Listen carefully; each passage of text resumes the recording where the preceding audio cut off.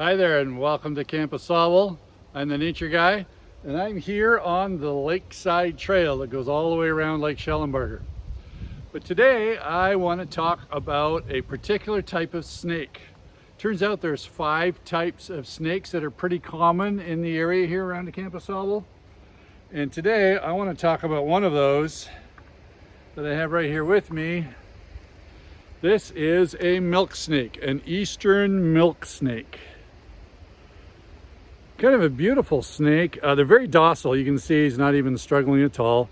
But they've got beautiful brown and tan colors on it. That are little regular patterns all the way along. And underneath it's got a peculiar sort of black and white checker pattern. But I just love the look of this snake. And they really are kind of friendly. I've hardly ever had one try to bite at me. So, milk snakes, one question people often ask is, why are they called a milk snake? Well, there is an old wives' tale, a lie, that these snakes, milk snakes, suck milk from cows. Well, that's not true at all. That is a lie. Probably they got that name sort of by accident, because one of their favorite foods is mice. Now this one's only about maybe half grown. So when they get a little bigger, they'd like to eat mice. This smaller one kind of eats crickets and worms and that kind of stuff. But a full-size one would eat mice. And so mice are often in barns.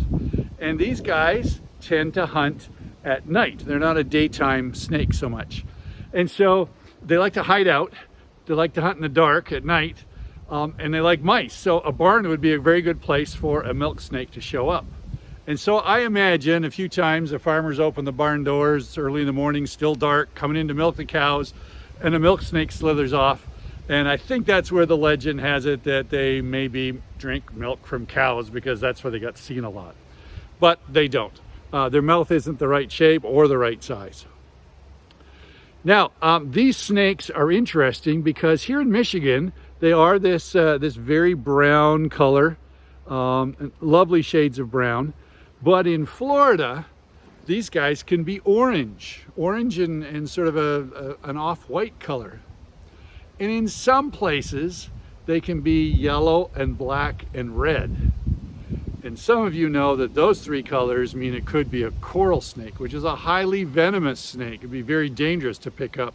This guy is a non-venomous snake. So there is a little saying that tries to tell you about whether it's safe for Jack or not. You've maybe heard it. It doesn't work, okay? It's a nice little saying, but milk snakes can be confused with the coral snake, and that little rhyme about black and red and yellow doesn't work. And so this is the one that is sort of the exception, especially when they're that color of black, red, and yellow. Now, there's also another way that this snake can be deceiving, and that is this snake, this pattern, shows up very similar in another kind of snake.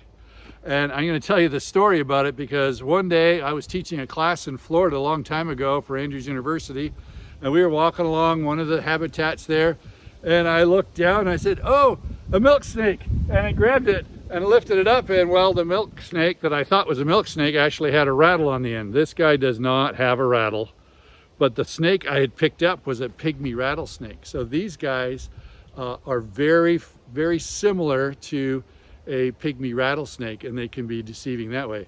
And of course, the rattlesnake has venom, although pygmy rattlesnakes are not that dangerous. They tend not to bite people. And I'm glad that's true because I grabbed one before I realized that it was a rattlesnake.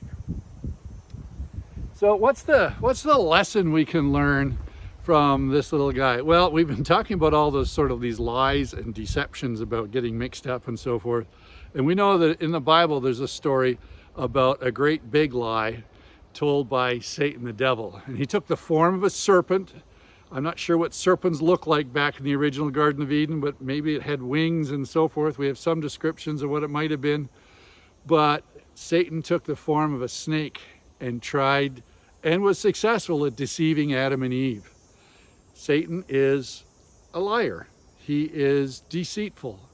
And we just need to remember that and pray hard that we are never tricked by him.